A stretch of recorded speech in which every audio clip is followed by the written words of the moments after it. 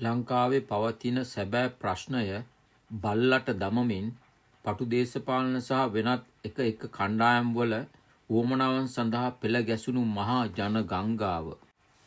කොපමණ ජලය ගැලුවත් එය මහමූදට එක් වූ විට එහි ගැලීමක් නැත. එකාගේ අරමුණු වෙනුවෙන් බිල්ලට ගිය ශ්‍රී ලංකාව දැන් ඉතින් කාලා වරෙන්කෝ. සමහර එවුන්ට හැමදාමත් සටන් පාට.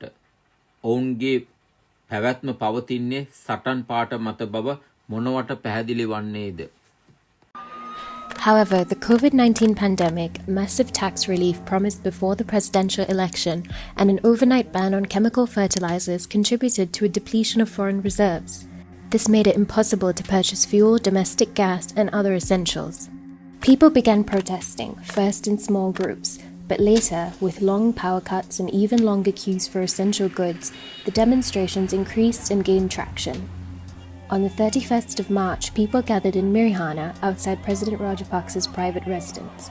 But what began as a small protest turned into a massive occupation of the small suburb and ended with police beating protesters and unleashing tear gas and water cannons on them. A police bus was burned in retaliation. The following day is considered the beginning of the Janata Aragaliya, or the people's struggle, when lawyers in the hundreds turned out to represent and protect the rights of the protesters who were arrested in the aftermath of the Mirihana protest. With that momentum, the enraged public soon began organizing a peaceful protest. Their hope was to bring 1 million people to Galface on the 9th of April. However, what many thought would end in a day went on for months, and over 1 million people attended the Galface occupation. Tents sprang up as a makeshift hamlet. Gotekogama was established at the demarcated protest sites at the famous beachfront. In a show of solidarity, people began to share food and drinks for free. A first aid center, legal center, library, and other community services were quickly established as the peaceful protests grew in numbers, creativity, and strength. මේ රටේ ඉතිහාසයේ තිබුණා විධායක ජනාධිපති බලය සම්බන්ධයෙන් රැව් පිළිරව් දෙන වැකියක්. ඒක තමයි ජේ.ආර්. ජයවර්ධන කියපු විධායක ජනාධිපතිට බැරි ගැහණියෙක් පිරිමියෙක් කරන්නත් පිරිමියෙක් ගැහණියෙක් කරන්නත් විතරයි කියන්නේ. 2022 මේ වෙච්ච මහජන නැගිටීම් විසින් ඒ වාක්‍ය ඉතිහාසයේ කුණු කූඩේට එකතු කරා. ජනතාවගේ බලය ඉතුරු සියලු බලයන්ට වඩා ඉහළින් තියෙනවා කියන වාක්‍ය ඉතිහාසෙ ලිව්වා. ඒ නිසා මේ අරගලය ඒ අර්ථයෙන් ඉතිහාසයේ අලුත් පියවරක් අලුත් පිටුවක් එකතු කරලා තියෙනවා. ඒ වගේම මේ අරගලය කුලන්න බැරි අය අද අරගලයට දෙස් දෙවල් තියෙනවා. සමහරු කියනවා ඇමරිකන් කුමන්ත්‍රණයක් කියලා. ඇමරිකන් කුමන්ත්‍රණයක් කියලා කියන අයට අවුරුද්දක් ගියා පාරට බහින්න ඒක කියන්නේ. අපි අහනවා ඒගොල්ලොන්ගෙන් ඒ අවුරුද්දම ඇමරිකන් කාර්යෝද හන්දියක් ගාන ඉඳලා පාරට බහින්න බැරි තැනට මේරට පත් කළ තිබ්බේ ඇමරිකන් කාර්යෝද? ඇයි අරගලය ජයග්‍රහණය කරන්න බැරුව ගියේ? ඇයි එහෙම වුනේ? එක පැත්තකින් අරගලය සංවිධානාත්මක නෑ, සංවිධානාත්මක ප්‍රමාණය මදි. අරගලය අපි දැක්ක ජූලි 9 වෙනිදා ලක්ෂ ගණනක් කොළඹට රැස් වුණා. ඒ වගේම ඒ වේගෙම පිටව ගියා. අවසරයක් අපේ කැඳවීමකට ජනතාව ගේන්න පුළුවන් කමක් තිබුණේ නෑ. අරගලේ සංවිධානාත්මක ස්වභාවය සම්බන්ධ ප්‍රශ්නේ. ඒ නිසා අරගලේ අරමුණු සම්පූර්ණුනේ නෑ. ඒ නිසා අපි අලුත් මාවතක් යෝජනා කරනවා. අලුත් මාවතක් තියෙනවා. නිසා අරගලය හැමදාම ඒක තානමය රිද්මයකින් මෙහෙම ගලා යන්නේ නෑ. මේකේ විවිධ උස්පහත් වීම් තියෙනවා. විවිධ පසුබෑම් තියෙනවා. පසුබහින්න ඕන වෙලාවල් තියෙනවා. ආපසු හැරිලා බලන්න ඕන වෙලාවල් තියෙනවා. අපි හිතනවා අරගලය නියතයි, ජයග්‍රහණය නියතයි. මේ මිනිස්සු හිතාගෙන ඉන්නව ඇත්තේ අපි තාම ජීවත් වෙන්නේ 60 දශකයේ කියලා. මේ අය හැමදාම ඇඬු කඳුලින් ජීවත් වෙන බහුබූත මාක්ස්වාදියෝ. මේ අය හැමදාම සිදු කළේ ජනතාව වෙනුවෙන් කියා ජනතාව අපහසුතාවයකට පත් කිරීමයි. එදා කළෙත් එයයි, අද කරන්නෙත් එයයි. ඊට වැඩි දෙයක් මේ අයට තේරෙන්නේ නැත. ගෝඨාභයට දේශපාලනය නොදන්න නිසා සත්‍ය වශයෙන්ම දරුණු ආර්ථික අර්බුදයක රට වැටී තිබුණ නිසා මේ අයට වීරයෝ වගේ රඟන්න අවස්ථාව ලැබුණා. එහෙම නැතිව මේ ඔලොමොට්ටල මාක්ස්වාදීන්ගේ දක්ෂකමක් නොවන බව පැවසිය යුතුමයි. මේ අය ඉව අල්ලලා සිටියේ ලේවලට, මලකඳන් වලට. මොවුන්ට මලකඳන් ලස්සනට වෙන්දේසි කරන්න පුළුවන්. ඔය JVP අයටත් ඒ වගේම තමයි.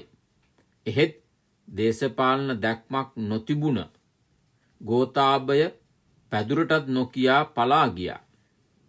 එසේ නොවි එක්සත් ජාතික පක්ෂය කාලය වගේ ගේමක් දුන්නා නම් අද වෙන විට මේ අය මහා ලොකු වීරයෝ. ගෝතාභය රාජපක්ෂ පැදුරටත් නොකියා බය ගුල්ලෙක් වගේ පලා ගිය නිසා ඇත්තටම මේ අය අමාරුවේ වැටුණා වගේ තමයි මට පෙනෙන්නේ.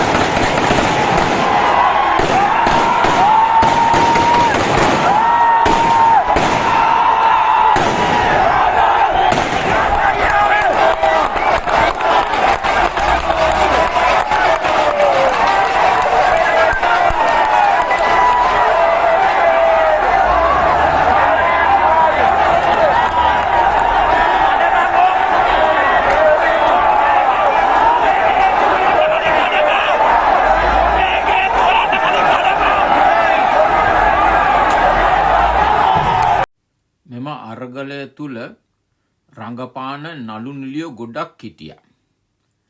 සමහර නළු නිළියෝ තම තමන්ගේ පෞද්ගලික දේශපාලන ආගමික ජාතිවාදී ස්වරූපයෙන් හිටපු කොටස් මේ එක එක්කෙනාට තිබුණා එක එක වෙන වෙන අදහස්. ඒ අදහස් මෙම අරගලය තුලට ගෙනාවා.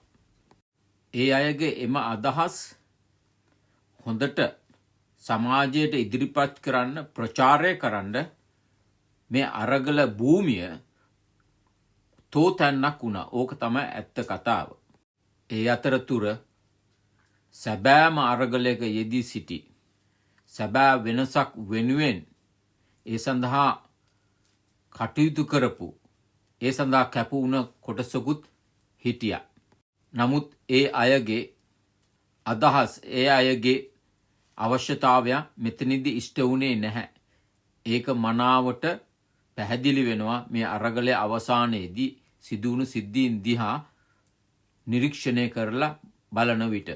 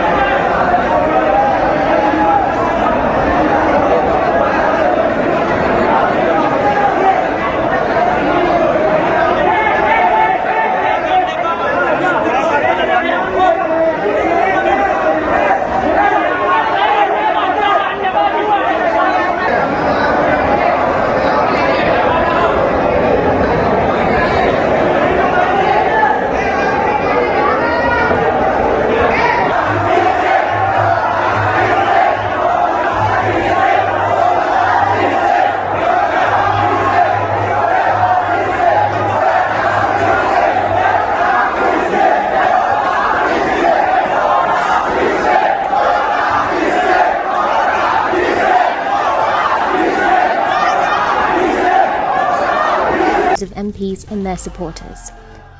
A government MP in Nitambur was brutally gunned down. The violence unleashed and the intensity of public outrage was so immense that Prime Minister Mahinda Rajapaksa resigned that night, followed by his entire cabinet of ministers. Ranil Wickremesinghe, a seasoned politician and opposition MP, was appointed in his place. Many assumed that Wickremesinghe's appointment would end the protests and accelerate negotiations with the International Monetary Fund, whose help Sri Lanka is currently counting on for recovery from bankruptcy. But not only was Wickremesinghe seen as a regime enabler by many, but he was also not able to turn the fortunes of the country as he believed he could. The protest continued and aid hoped for from foreign countries and the IMF didn't come as expected.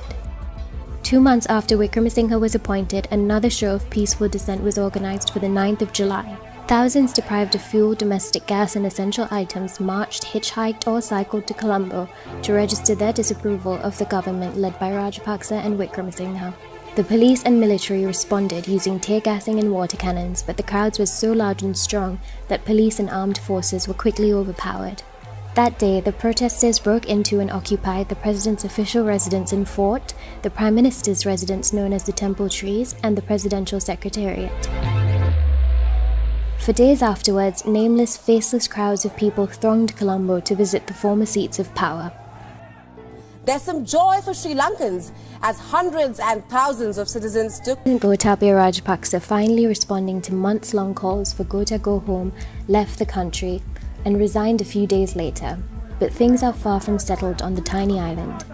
Prime Minister Ranil Wickremesinghe was voted in as president by a parliament made up of Rajapaksa supporters, leading many to believe that although they ousted the president, his hand of power still remained over the country. Wickremesinghe's private residence was burned by protesters on the 13th of July, and ever since gaining power, his government has cracked down on protesters, protest leaders, dissenters, those that occupied state property, as well as those responsible for attacking the homes of MPs and for burning his home. The MPs responsible for instigating violence on peaceful protesters on the 9th of May remain in Parliament and have not been arrested. The people may have ousted a president, but they are yet to gain power. තමයි මම්මගේ මංගල දේශපාලන ගමන පටන් ගන්නේ අද ජීවිතේ පළවෙනි වතාවට මම දේශපාලන වේදිකාවකට නැග්ගේ අද ඒ වෙන මුකුත් හින්දා නෙමෙයි මේ රට වෙනුවෙන් අපි අරගල කරේ ඒ රාජපක්ෂ හොරු එලවන්න එහෙම නැතු මේ රටේ එනේන නායකයව එලවන්න නෙමෙයි අපි අරගල කරේ අපි හැබැයි කියපු දේ කරා එදා අපිත් එක්ක මුළු ඔක්කොම එකතු වුණා අරගලේ කවුරුත් නායකයෝ නායිකාවෝ හිටියේ නෑ ඒ බොරු කතා දැන් එනවා ඡන්දෙ ඉල්ලගෙන අරගලේ නායිකාවෝ අරගලේට කවුරුත් නායිකාවෝ හිටියේ නෑ මේ අරගලය මේ මුළු රටේම සියලු මිනිසුන්ගේ අරගලය ඒ අරගලේට ආපු සියලු දෙනා නායිකාවෝ සියලු දෙනාම නායක මම මුළු හදවතින්ම අරගලේට ආපු සියලු දෙනාටම හිස නම ආචාර කරනවා මිනිස්සුන්ගේ දුක දැනিলা ආපු මිනිස්සු එදා අරගලේට ආවේ ඒ අරගලේ නිසා තමයි අද මෙහෙම හරි රට පොඩ්ඩක් හරි බේරුනේ. හැබැයි මෙහෙම බේරලා හරියන්නේ නැහැ. අපි මේ රට සම්පූර්ණයෙන් බේර ගන්න ඕනේ නේද? ඒ හොරු ටික ඉතුරු ටිකත් එලවන්න ඕනේ නේද? එහෙමනම් මම කියන අවංකවම මගේ හිතට දැනෙන උත්තරේ මම විශ්වාස කරනවා මේ නායකයා මේ රට අනිවාර්යයෙන්ම දුප්පත් පොසත් ભેදකින් තොර සියලු මිනිසුන්ට හුස්ම ගන්න පුළුවන් රටක් බවට පත් කරන එකම නායකයා කියලා. අද වෙනකොට දැන් රාජපක්ෂ හොරු එලවන්න ආපු කණ්ඩායම රාජපක්ෂ හොරුත් එක්ක එකතු වෙච්ච කණ්ඩායම අනිත් සියලු කණ්ඩායම් වලට බය වෙලා ඒ කණ්ඩායම් බය වෙලා ඉන්නේ සජිත් ප්‍රේමදාස කියන නමට. එහෙම බය වෙන්න ඕනේ අවංක මිනිහෙක්ට. හැබැයි 80 ගණන් වල තමුන්නාසලා මේ අම්මලා තාත්තලාට මතක නම් එදා විමුක්තිය හොයාගන්න කියලා ආපු කණ්ඩායමක් විමුක්තිය හෙව්වේ කවුරු වෙනුවෙන්ද? ඒ පොඩි කණ්ඩායම වෙනුවෙන්. ඒ විමුක්තිය හොයාගත්ත පරණ හැවණලි ටික අදත් මේ වේදිකාවල හිටගෙන දැනුත් එනවා විමුක්තිය හොයන්න. ගෙනාවලු විහාර මහදේවිය. ගෙනාවලු දුටු ගැමුණු. අපිද ගෙනාවේ මහින්ද රාජපක්ෂ මහත්තයාව. අපිද ගිහිලා ජග් ගැහුවේ චන්ද්‍රිකා මැඩම්ට. මෛත්‍රී මහත්තයත් එක්ක ජග් ගැහුවේ අපිද? නෑ. ඒ කියන රතු පාට ලේ දකින්න කැමති කණ්ඩායම එදත් ලේ හෙල්ලුවා මේ රටේ. එදත් උන්ගේ විමුක්තිය කියලා පොඩි කණ්ඩායමකගේ විමුක්තිය හොයාගෙන තරුණ ළමයි ටික පාරට ඇදලා දාලා මන් දැක්කර ලාල්කාන්ත කියන සහෝදරයා කියනවා ඩෙන්ටි කාඩ් හොරගම් කරාලු. ඩෙන්ටි කාඩ් බලෙන් ගත්තලු. ඩෙන්ටි කාඩ් දුන්නේ නැති උන්ව මැරුවලු. එහෙම තමයිලු දේශප්‍රේමී සටනක විදිහ. එදා දේශප්‍රේමී සටනට ඉඩ දුන්නා නම් මේක අර ඉතියෝපියාවක් වෙන්නේ එදා. ඒක මර්ධනය කරා. රණසිංහ ප්‍රේමදාස මැතිතුමා කරේ ඒ මිලේච්ඡත්වය මර්ධනය කරපේක. එදා එහෙම නොකර තිබුණා නම් අද මේක සෝමාලියාවක් වෙලා ඉවරයි. දැන් ඒ උන්ට හොඳයි මරන්න. මර්ධනය කරපු මිනිස්සුන්ව මිනිමරුවා කියලා ලේවල් ගන්න. ඒගොල්ලෝ තමයි ඒ සියලු මරණ වලට වග කියන්න ඕනේ. තරුණ ළමයින්ව පාරට ඇද්දේ කීප දෙනෙක්ගේ විමුක්තිය වෙනුවෙන්. සජිත් මහත්තයා එම කෙනෙක් නෙමෙයි. සජිත් මහත්තයා මේ රටේ සියලු දෙනාගේ සැනසීම වෙනුවෙන් සමගිව එකට එකතු වෙලා කටයුතු කරන්න උත්සාහයක් යෙදෙන හැමෝටම හැමෝගෙම මුහුණට හිණාවක් ලබා දෙන්න උත්සාහ කරන ඉතාම